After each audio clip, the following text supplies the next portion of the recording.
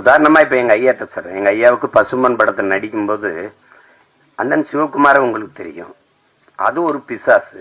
ராதிகா மேயர தெரியும், அவங்க ஒரு பிசாசு.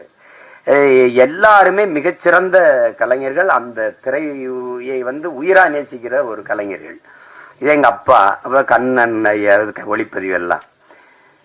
இப்ப இவங்க என்னன்னா எப்ப படப்பிடிப்புனாலும் அதிகாலையில ஒரு 5 மணி, அதிகாலையில ஒரு 4 மணி, அப்படி வச்சா இங்க இருந்து வண்டி போய் நாங்கெல்லாம் நிக்கும் போது ஒரு நாற்காலிய போட்டு ஒரு ஆள் உட்கார்ந்துருக்கும். அது யாருன்னா எங்க ஐயா நடிகர் திலகம் அவர்கள் உட்கார்ந்துருப்பாங்க. தினம் கூச்சப்படுவாங்க, என்னடா நம்ம இவ்வளவு முன்னாடி வந்தோம், அதுக்கு முன்னாடி உட்கார்ந்துருக்காரடா அப்படின்னு நினைச்சு இவங்க எல்லாம் கூடி பேசுறாங்க. நாளைக்கு எப்படியாவது நம்ம சீக்கிரம் அவருக்கு முன்னாடி ஒரு 5 நிமிஷமா அதுக்கு முன்னாடி வந்துடணும்னு. புரியுதா உங்களுக்கு? எல்லாரும் பேசி வச்சு வரும்போது அதே மாதிரி முன்னாடி நாற்காலி போட்டு உட்கார்ந்துருக்காப்புல. என்னடே அயோக்கிய பிள்ளைகளா, எனக்கு முன்னாடி நீங்க வந்துருவீங்களா அப்படின்னு. அந்த இதுல இத்தனை படம் நடிச்சும் அந்த ஈடுபாடு, அந்த முனைப்பு, அந்த ஆர்வம் ஒரு துளியும் குறையாத ஒரு மகனை நம்ம பார்க்கவே முடியாது திரையுலகில. அது மாதிரி இப்ப எங்க அண்ணனுக்கு என்னன்னா எந்த கதாபாத்திரம் கொடுத்தாலும் அந்த அர்ப்பணிப்பு முழுக்க உள்வாங்கி அந்த கதாபாத்திரத்தின் தன்மையோடு இணைந்து வெளிப்படுத்துகிற ஆற்றல் இன்றைய தலைமுறையில் எங்க அண்ணன் MS பாஸ்கருக்கு இணையா யாரும் இல்ல. அது சின்ன இப்ப நீங்க அண்மையில இப்ப ஓடிக்கொண்டிருக்கிற டூரிஸ்ட் ஃபேமிலி அந்த படத்தை பாத்தீங்கன்னா கூட அந்த அந்த பையனை தம்பி சசியை இவர் கொடுமைப்படுத்துறாருங்கும் போது நம்ம கோபமா வரும். அவ நிக்கும் போது அவன் நான் கேரளா மலையாளின்னு சொன்னது இல்ல, நான் இலங்கையில இருந்து வந்திருக்கேன், ஈழத்தமிழன்னு சாவியை தூக்கிட்டு வண்டிடு சேவ் பண்ண போகணும் அப்படின்னு வரல. அது இங்கிலீஷ் நடிகை. என்ன இங்கிலீஷ் நடிகை? எங்க அண்ணன் கருப்பா போயிட்டானே ஒழிய அவன் இங்கிலீஷ் நடிகனுக்கெல்லாம் பெரிய நடிகன், மிகப்பெரிய கலைஞன்.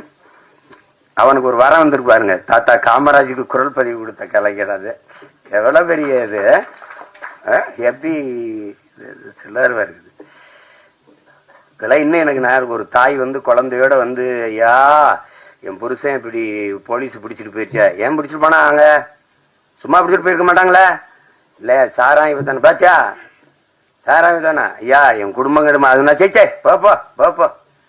அதெல்லாம் கொலகார போய் கொலை பண்ணா அவனை மன்னிக்கலாம், ஒரு குடும்பம் தான் போகும். சாராயம் வச்சாதான் ஊரே நாசமா போயிடும், போப்போ உடனே மன்னிக்க முடியாது அப்படிம்பாரு. அதெல்லாம் அது அந்த அவர் என்ன உடல் மொழியில நடிச்சாரோ அதே அளவுக்கு தன்னுடைய குரல் வளர்த்தால குரல் நடிப்புல போய் பொருத்தி பேசுறதுங்கிறது குரல் கலைஞர்கள்ங்கிறது சாதாரணம் கிடையாது. அப்படி எண்ணற்ற படங்களுக்கு உயிர் கொடுத்த மகன் இன்னைக்கு திரையில நம்ம பாக்குறோம். நானே எங்க ஐயா மேனும் பேசிக்கிட்டு இருந்தாலும் ஒரு 15-20 வருஷத்துக்கு முன்னாடி வந்திருக்க கூடாதா அப்படின்னு. அது அவ்வளவு பெரிய அற்புதமான ஒரு கலைஞன் MS பாஸ்கரன் தான். அவர் இந்த படத்துல நடிச்சிருக்கிறார். அது என் தம்பியோட இயக்கத்துல என்கிட்ட கேட்கிறார், நீ ஏண்டா எனக்கு வாய்ப்பே கொடுக்கல, நான் படம் எடுக்கிற நிலைமையிலையான்னா இருக்கு அடிச்சு.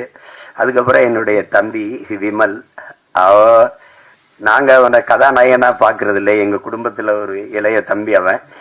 எங்களுக்கு எல்லாருக்கும் அப்படித்தான், அவன் மேல நாங்க எல்லாரும் பேரன்பு வச்சிருப்போம். எங்க குடும்பங்கள்ல இருக்கிற எல்லா நிகழ்வுலையும் அவன் இருப்பான். அப்படி செல்ல தம்பி அவரு. அவனுடைய வெற்றி, அவனுடைய வளர்ச்சியில எங்களுக்கெல்லாம் பெரும் ஆர்வமும் பெரும் மகிழ்ச்சியும் இருக்கு. இன்னும் அவனுக்கு களவாணி மாதிரி படம் வரணும், இருந்தாலும் அவனுக்கு வாகை சுடவா மாதிரி படம் நிறைய வரணுங்கிறத என்னுடைய இது. அந்த படத்துல என் தம்பி சர்க்குணமும் இன்னும் அவனுக்கும் அந்த மாதிரி ஒரு படம் வரணும். என் தம்பி விமலுக்கும் அவ்வளவு சிறந்த ஒரு படம். அது பல விருதுகளை எல்லாம் வென்றது.